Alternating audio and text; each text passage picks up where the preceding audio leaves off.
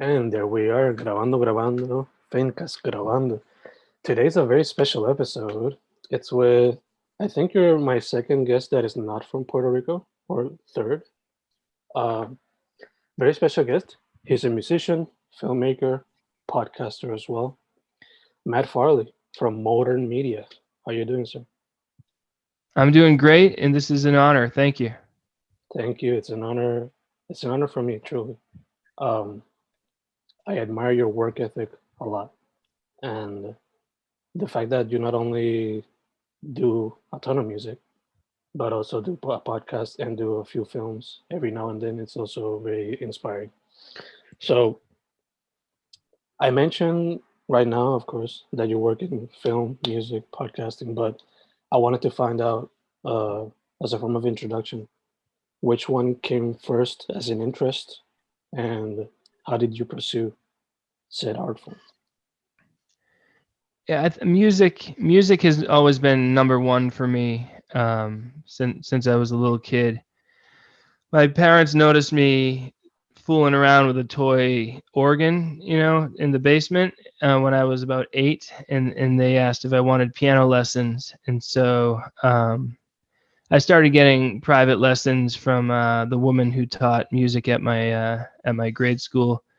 So she taught me for 5 years, which was good. She gave me a good basis to build on, and then in general, I didn't care about being like great at the piano because the thing that was most interesting to me was just the creative aspect of things. So I think I've gotten good enough to play my own songs, and that's as good as I want to be.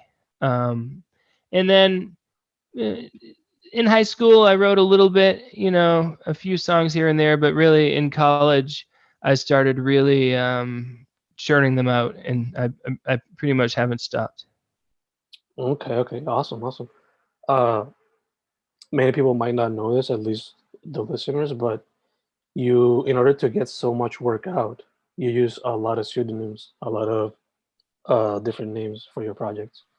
Uh, One project, as I was reviewing for the interview, that caught my attention as far as like songs that are not all about either birthdays or about this subject or that subject was Most Haven. So I wanted to ask if that pseudonym or that project name works completely different to the others. Yeah. So Moe's Haven was the band. It was me and Tom Scalzo, who is in Puerto Rico as we speak. It turns out. Singapore. Um, he spends a few weeks down there every summer, so keep an eye out for him. But Singapore.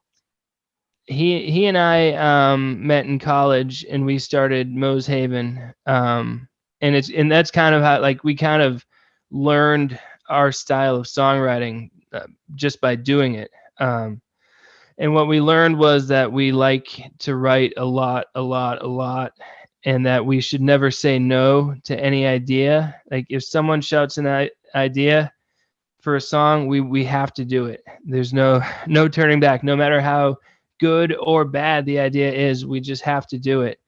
And so we took that attitude, and we graduated college in the year 2000, and then for the next 10 years, pretty much, he lived in Boston, I lived in New Hampshire. It was about an hour away for the two cities, and we'd get together, a couple times a month and just write songs. And so, yeah, I mean, that was, we put out like 24 albums during that decade. And it was really, it was kind of like going to graduate school for songwriting, except, we weren't paying for it and nobody was teaching us. Gotcha, gotcha. That's great. I mean, it serves sort of as you mentioned, like graduate school, a lot of practice before you took on the reins of doing it basically full time, no? Yeah, yeah. Well, it would still be another several years before it was a full-time thing, but I definitely figured out a lot. I figured out what sells, and so no one was buying our love songs, but some people were buying our songs about animals, and so I was like, I think I should do more animal songs. Gotcha. Perfect. Um, Based on the last interview, the most recent interview I saw of yours, which is like 3 weeks ago, according to the publication date, uh, you're now up to like 22,000 songs, right? Or more or less. Yeah, 22,639. Yeah. Ah, that's beautiful. Um, I think in the interview you mentioned that when you reach 24,000, you're gonna start to slow down a little bit. Is that something that's still a goal, or how are things looking up? Yeah. Well, I slowed down sooner. I was this whole year up until just a month ago, I was doing 50 songs a week. And I mean that's a good pace. And so from December 2020 until July 2021, I did 50 songs a week. Mm. And I also made a feature-length movie. And once the movie was over, I was like a broken human being. I just felt like I the the pressure. I had all this pressure that I was completely putting on myself. It's like no one's holding me to this except for me. And so after doing some thinking, I was like, all right, this is no way to live. Like like it Yeah. shouldn't be this painful to follow your goals. So I slowed it down to 25 a week, which is still a lot of songs to do in a week. But Mhm. like I can breathe, I can go for walks, I can enjoy the summer, and it's like if I have to work that hard to make a living in music, then I'll just get a real job. Yeah, for sure. Have you thought of, since you're so prolific with your music, have you thought of maybe applying that type of work ethic or technique to another medium? Maybe instead of making long feature film, maybe a lot of short films? Yeah, I've thought about that, but it's not what I feel. I don't enjoy that as much. Yeah, I like making a feature film, even though I mean those things they just do nothing but lose money, unfortunately, at this point. But I love it so much that I do it. But otherwise, no. I mean, the thing that I want to do most is music, and I feel like that's one of the you can monetize that through getting your music on Spotify and Apple Music and all that is something you can do, and there you definitely you get money from it. So I'm gonna Mm, keep it going. gotcha. Um, I also wanted to ask regarding movies. In one of the interviews that I was listening to, you mentioned how you love, I guess, 80s B movies would be the proper Yeah, term. yeah. So I'm a diehard Evil Dead fan, so I wanted to know if you were a Oh fan yeah, of those movies. yeah, yeah. I it's not. I'm more of a slasher guy. So I leaned a little bit more towards Halloween and Friday the 13th. But I have, of course, tons of respect for the Evil Dead movies, and especially when you read about what they went through to make that first movie. Like most of the actors were just like, okay, we're done. So Mm, it's just Bruce Campbell and Sam Raimi out in the cabin. And so like when I read that, I'm like, oh, this is not it's not that different from what I go through with the few people who will make movies with me. So total respect, but just generally I like just a guy with a knife is my favorite kind of horror movie versus like a supernatural thing. gotcha. Were you a fan of the latest Halloween movie? I haven't even seen it. Yeah, so I'm not sure. I've heard good things about it. It seems like they were definitely channeling the vibe of the original, but I'm a little bit behind the times. The only movie I've seen is the new Space Jam with my kids, Oh, okay. and Did you like it? it was awful. Yes, it was. Yes, it was. I mean, there's a lot of cameos. That's, I guess. Yeah, it was the first time we'd been to a movie theater in a long time, so Yeah, I didn't even care how bad the movie was. I was eating popcorn. I was happy. yeah. Just happy to be outside, having fun. Yeah. That's nice. That's nice. Um, I have a few questions here, but throughout your music, um, sometimes you just pick a particular subject and you just write a ton of songs about that. Um, so first off, thank you for making almost one birthday song for a lot of friends. So whenever I see that a friend of mine is having a birthday, I just send them one of the songs. So that's always been nice. Nice. Yeah. Yeah. And I even have like a little playlist with like 7 of your songs. My girlfriend's name is Michelle, so I have those 7 songs right there for whenever there's a situation, a moment. So jumping off the of this question, again, sometimes you pick a topic, you focus on it, and you write a ton of songs about that. Is there a specific topic that you have yet to touch that you would like to touch in the future?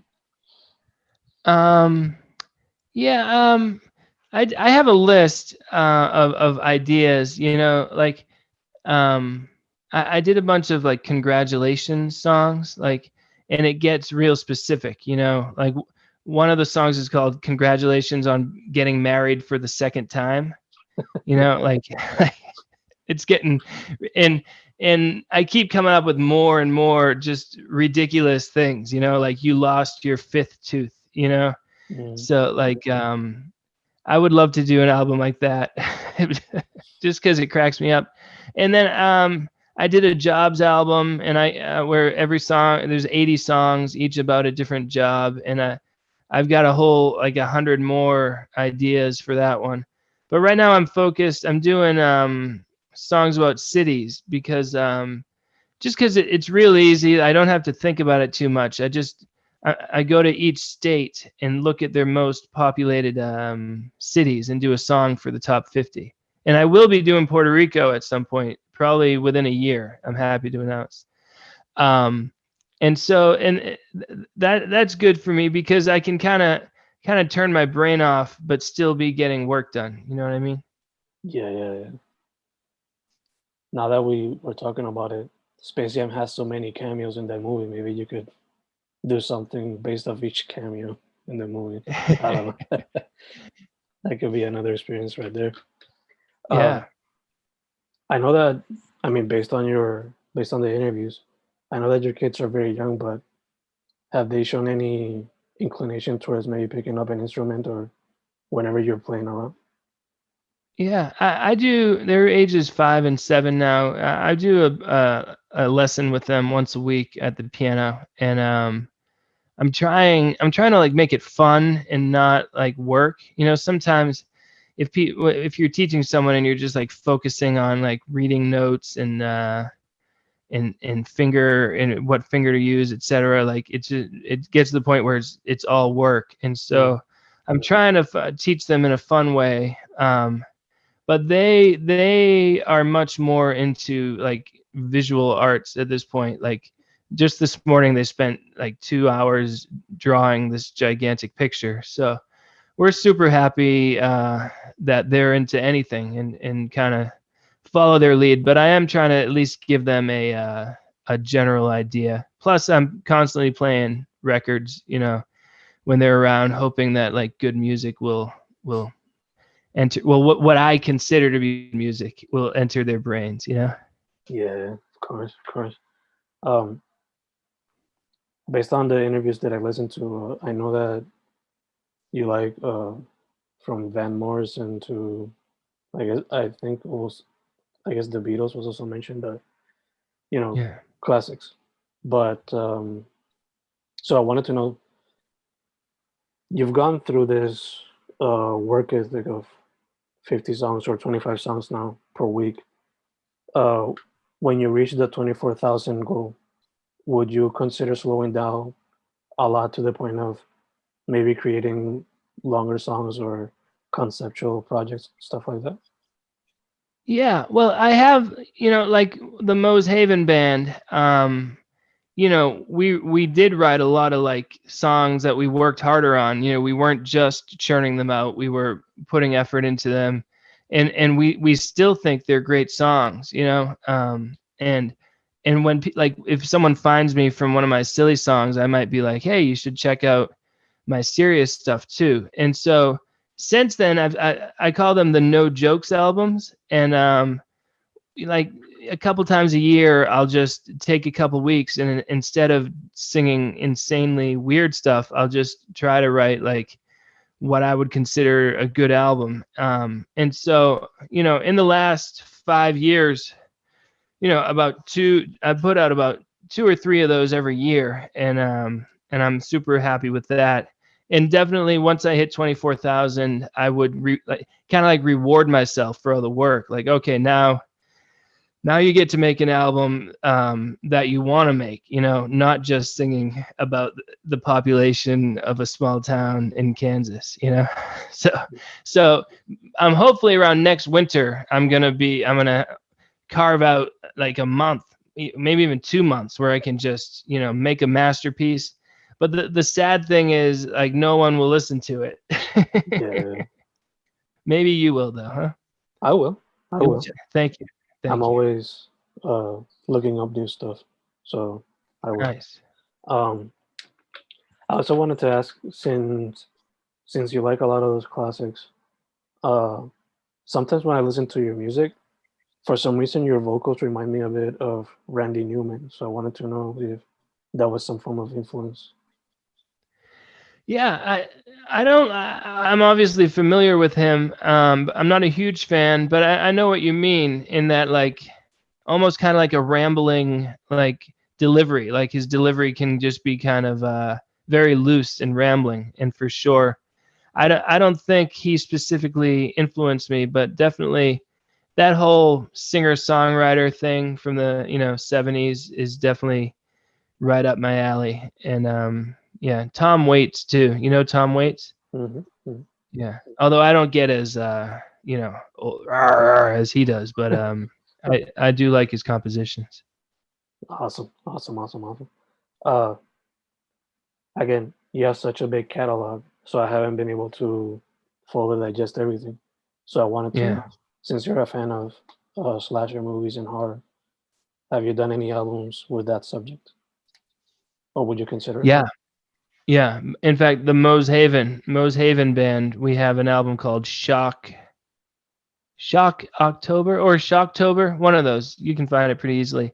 Mm. And each song is about one of our favorite horror movies. So there's like at least one Halloween song in there, and I mean, and we dig deep. So some of the movies like no one's ever heard of, like they're still like only on VHS and stuff. But yeah, Shock Shocktober by Mose Haven has a bunch of those.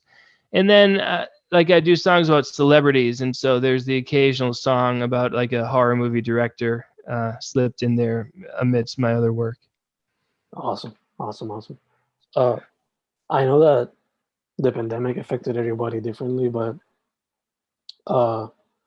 being that you had the annual Motern Media celebration, were you able to do it in some form, at least online? Or yeah, well, it was October 2020, and the only thing that I could get was like you were allowed to perform outdoors where I live, and so I rented out an apple orchard, and it was under a tent, but it was still like in the open air, and it's a tent for 200 people. Wow. We got 18 people to come to the show. And so it looked really empty. You look out at a 200-person tent and there's just 18 people scattered out. But we put on, and usually there's 4 of us performing, but the other 2 band members don't even live in Massachusetts where I live, so they couldn't come up for it. So it's just me and my friend Pete entertaining 18 people for 5 hours, and we ended up having such a good time. Because it was great because so many people hadn't been doing anything for most of that year, that it just felt good to be seeing people, and honestly feel forever connected to these 18 people. Like that was a pretty cool experience. Yeah, I can imagine it was even maybe an even cozier experience because sometimes when there's a lot of people, I guess you could probably like disconnect or not make that big of a connection. Totally. Oh yeah, totally. Yeah. I mean, for sure. Like in some, especially like on Twitter, like it's everyone who went, it seems, is follows each other on Twitter and kind of stays in touch through there, and it's cool. Beautiful, beautiful, beautiful. Um, I wanted to ask, is there any other art form that you have wanted to explore aside from music, film, or podcasting? You know, maybe writing, but that's pretty far in the back burner. I got plenty to keep me busy, but you know, I could imagine a book, or even if it's like a how-to book, or like my general thoughts on creativity. You know, kind of like something to read when you needed to be if you need to be motivated to get to work, kind of thing. That'd be great. I mean, the documentary from the Aussies, that was pretty cool. But again, it Oh, was you about saw that? Nice. Yeah, yeah. I was trying to rewatch it, but I guess they took it down from YouTube. I don't know because It's gonna be back. It will officially be on YouTube in a really nice version, hopefully like this month. So I'm really excited about that, that's because awesome. I tell people, I'm like, I'm the subject of a Australian documentary, and you can only watch it if you fly to Australia, you know? Yeah, So finally it's going to be, hopefully it's going to be worldwide soon. And yeah, that's like, even like some of my friends that I work with have written many songs that are like better than mine, mm, and I'm jealous in some ways, but also I take a bit of ownership, because they wouldn't have written it if I hadn't forced them to, you know? Like, one of my best skills is just being like, we're doing an album, I need you to write a song, and then that'll light the fire and get them creating. But then I get, like I said, then I get jealous when the song gets complimented by people. yeah. But still, it's that fire, you know.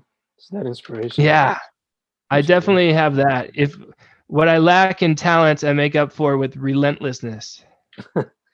Um, so, but yeah, going back to it, I did watch the documentary back when I found out about your work. Actually, it was ironically thanks to Twitter because somebody had commented about your work in an Anthony Fantano tweet, and I was like, oh, let me see who this guy is, because they had mentioned Nice. the huge catalog, and I was like, oh shit, this is actually true. So then I went right to it. Um, and then I found your documentary quite easily through YouTube. But then when I was trying to rewatch it, Yeah. it wasn't there. Um, Yeah, so someone posted it, and then but I think they were asked to take it down because it's being officially released now. yeah, yeah, yeah. Especially due to the copyrights and stuff like that. I can imagine. Um, how was that experience of the documentary? Were you like a bit? Was it like a surreal experience at first, or how was it?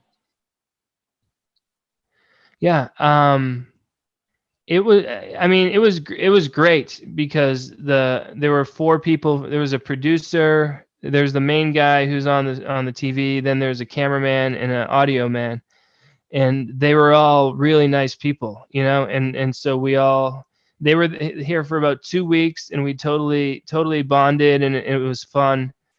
But it's definitely like tiring, you know, to kind of like be on all the time, you know, where they're just trying to get as much footage as they can, and have different situations and whatnot. So like, I was exhausted each day after filming, definitely more than I thought I'd be, you know. And but you know, no complaints. I'd do it again for sure. It was super fun. I watched it just recently too, for the first time in ages, and it I forgot how funny it was. You know, like it's really it's just it feels like they got my humor, you know. Like sometimes some people don't even seem to know that I'm kidding, you know, like they Mm, take it way too seriously, but mm, these people, they totally got it.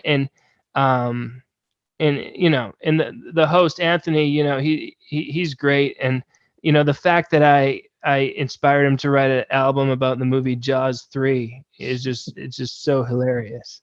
it is. It is. Um, he actually inspired me in some way. Like I've always like I'm always looking at the work ethic of artists that I look up to. So, for example, I like Henry Rollins' work ethic, Casey Neistat's too. But then when I found out that you made so many songs, I wanted to find out how did you do it? And after watching the documentary, I was like, I'm probably not gonna do this now, but it's gonna be like a long-term project where Michael Jordan is one of my favorite basketball players. So my goal would be write as many poems as the amount of points he scored in his basketball career. Um, Nice. I don't know Is if I'll that achieve 37,000? Is it 30, like 37,000? Is, what something is like he? that. Yeah, something. Okay, yeah. I don't know if I'll achieve it, but it's something that keeps me going. Keep writing every day at least. Yeah, that is a great, that's a great idea. And it's just a good story too, because like part of it is that you have to have like something that people remember. And so if it's like, oh, he's the guy who wrote as many poems as Jordan scored points, that is like, that is such a good idea. Yeah. I that's right up my alley. Very smart. Thank you, thank you. I mentioned Henry Rollins, and he came from the punk scene. So I wanted to ask, since you're such a DIY artist, has punk rock in any way inspired you? Yeah, definitely the spirit and the attitude for sure. I don't listen to a lot of pure, like, especially not any like the pure, you know, late 70s punk. But again, like I said, I totally respect it. The Replacements is a band that kind of started off pretty punk and then kind of evolved through the 80s, and I'm a big fan of the Replacements. But yeah, I just love DIY, anti-authority, and just pure, again, I mean, talk about, you know, you making up for your lack of skill with just pure energy. And I'll always take energy over perfectionism. Yeah, so I love the spirit. Awesome, awesome. For sure. I agree with you. Like sometimes people try to be way too of a perfectionist with their work, and they just get stuck in that rut of not actually putting anything out there. So that's Yeah, something that I and I try mean, to if do as well.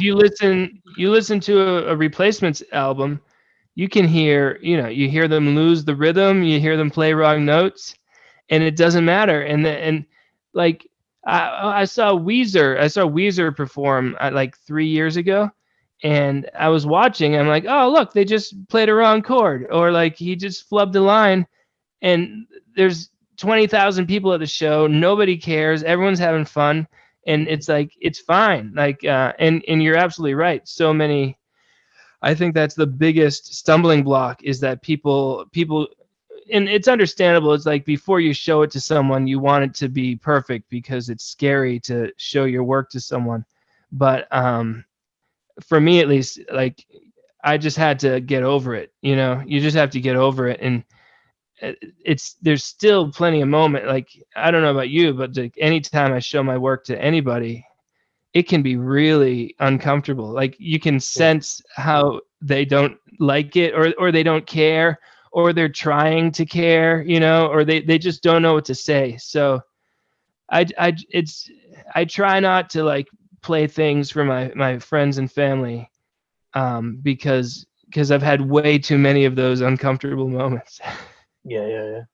And sometimes it's something that is so close to heart, and sometimes you just when you want to present it, you just gotta let go of the ego, I guess, or the pride for a little moment, and just put it out there. Yeah.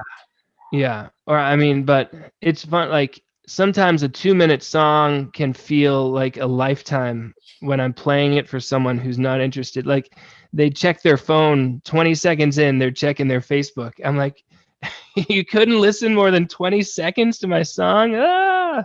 Yeah.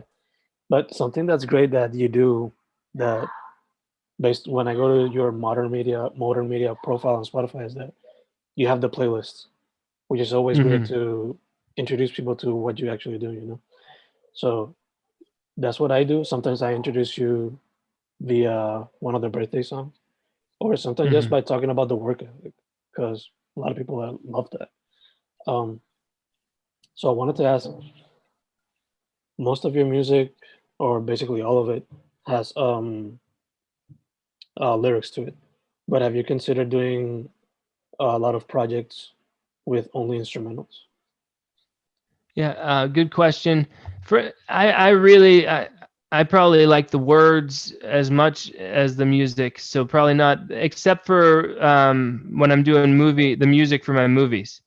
So I do basically that's it.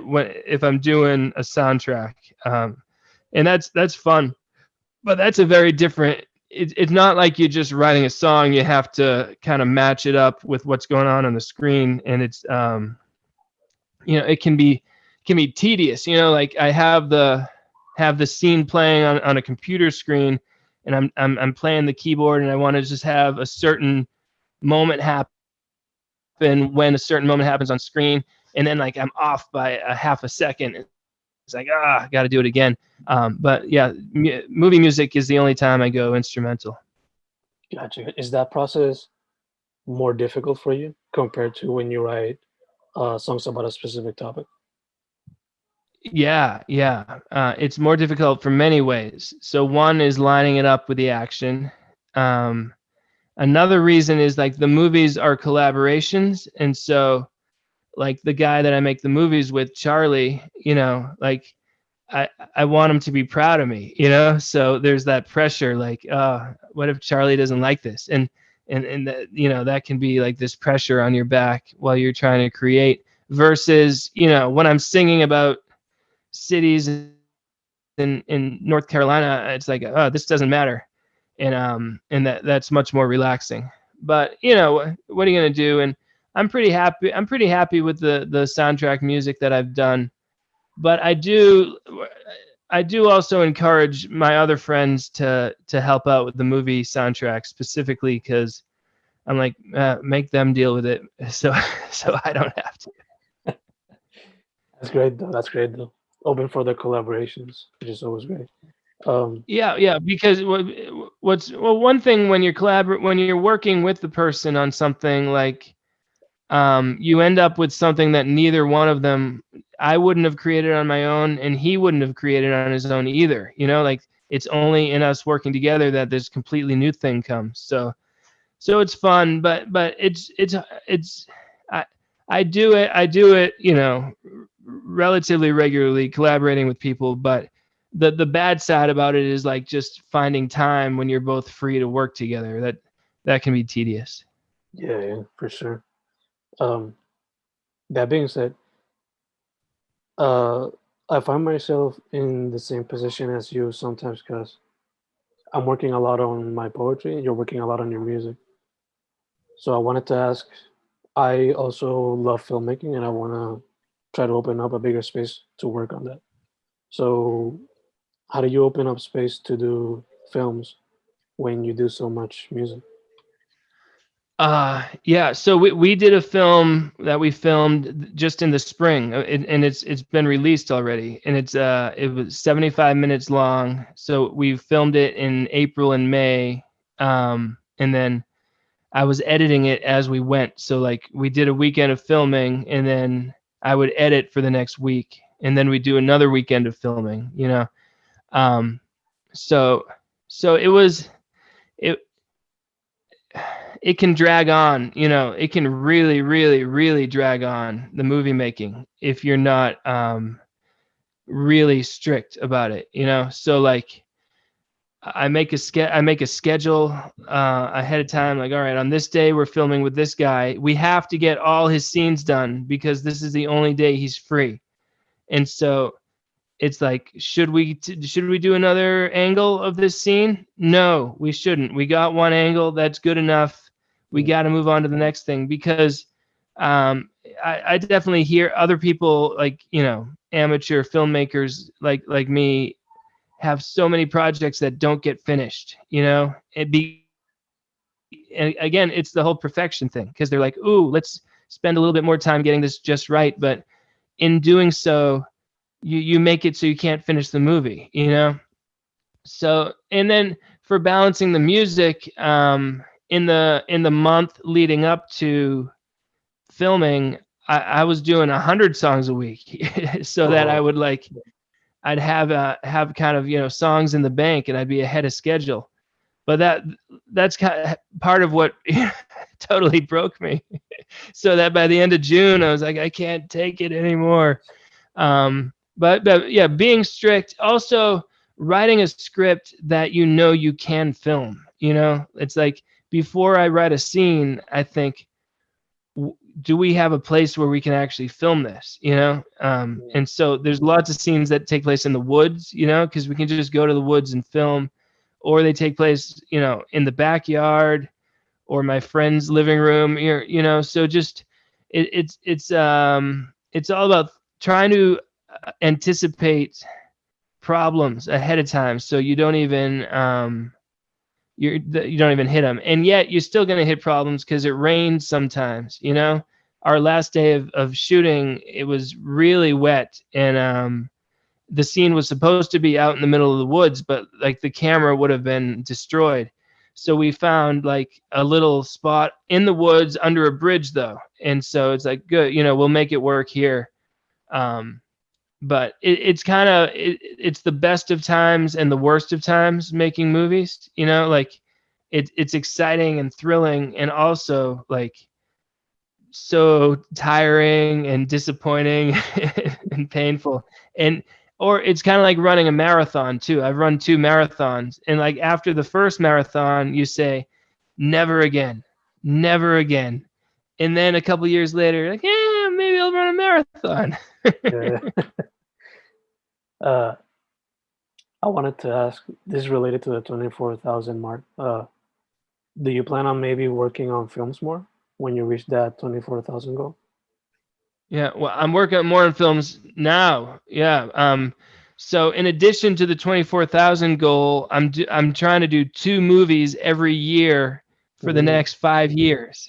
So again, it's very ambitious, but I find, like, if I made that goal to myself and told nobody, then it would be easier to quit the goal. Do you know what I mean? Because yeah, I didn't tell anybody. But here I am telling you.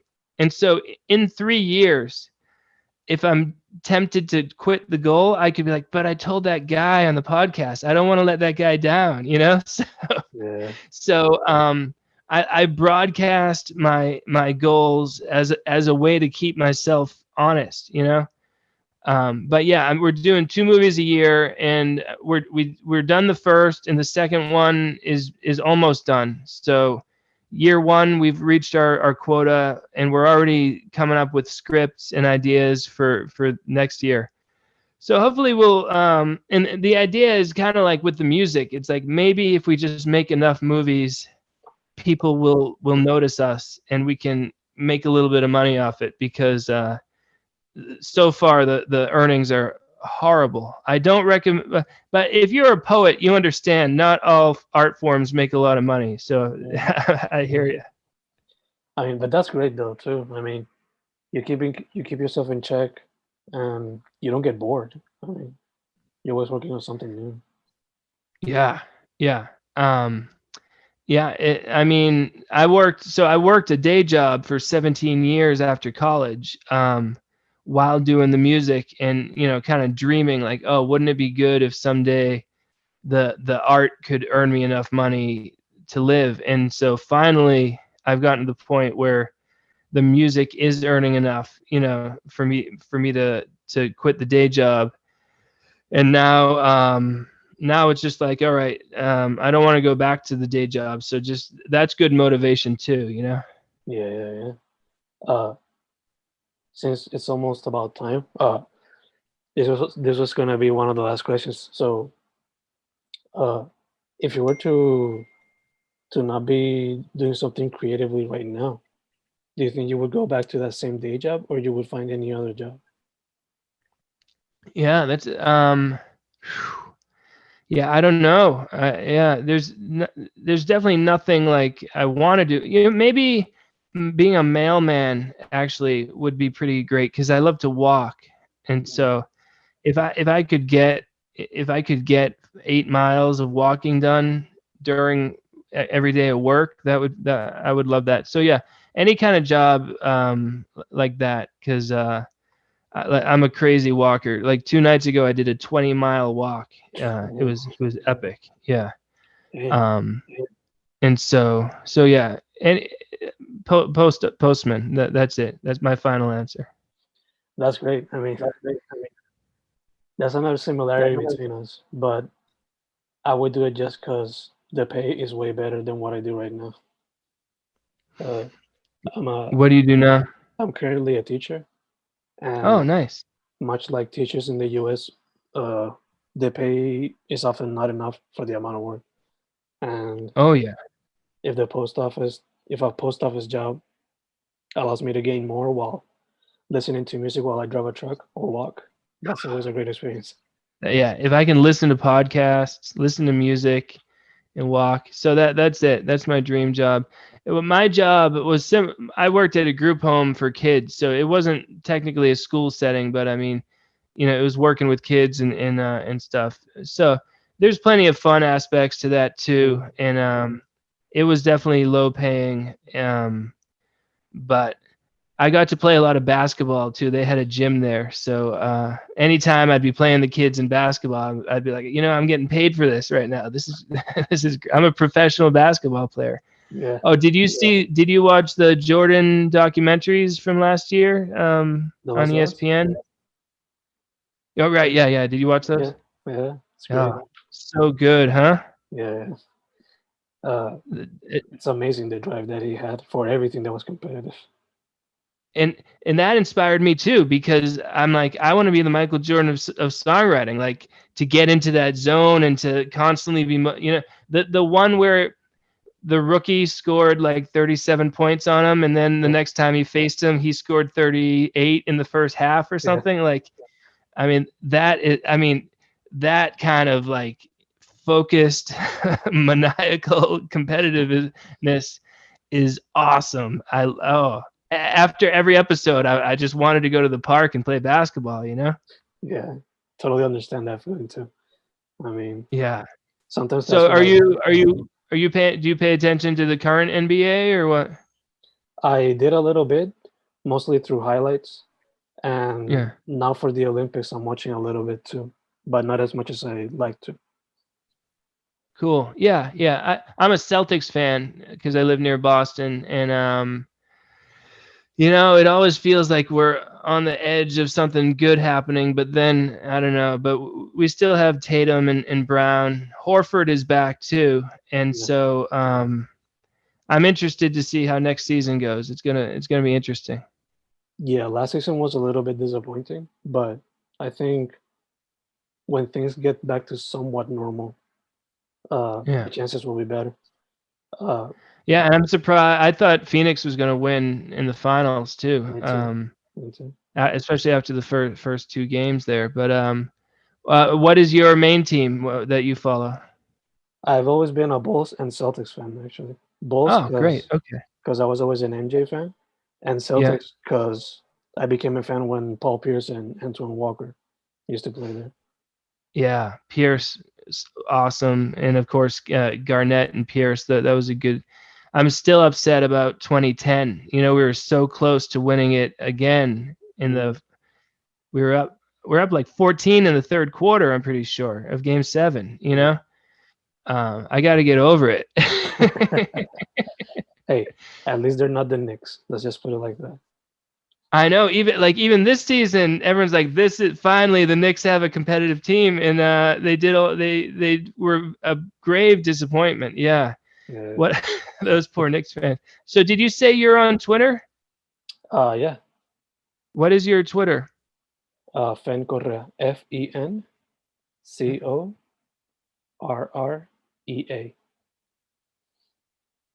Okay, there you are. Yeah. and I'm gonna follow you. Nice. Well, this has been such a great conversation. Yeah. It's likewise. Where can people find your work and everything else? Motern Media. The only social media I do is Twitter at Motern Media. I do a lot. I tweet constantly about how great I am, and at moternmedia.com has all the info you need. Perfect. Well, Matt, it's been fantastic. Again, thanks for uh, leaving a little bit of space. I know you're a very busy guy. Hopefully, we can do it again in the future. Definitely. Yeah, And if this has been a lot of fun, and I have another interview in a couple of minutes, so I'll leave you now. But this has been a delight. yeah, likewise. Thanks, All dude. right, bye bye. Yeah.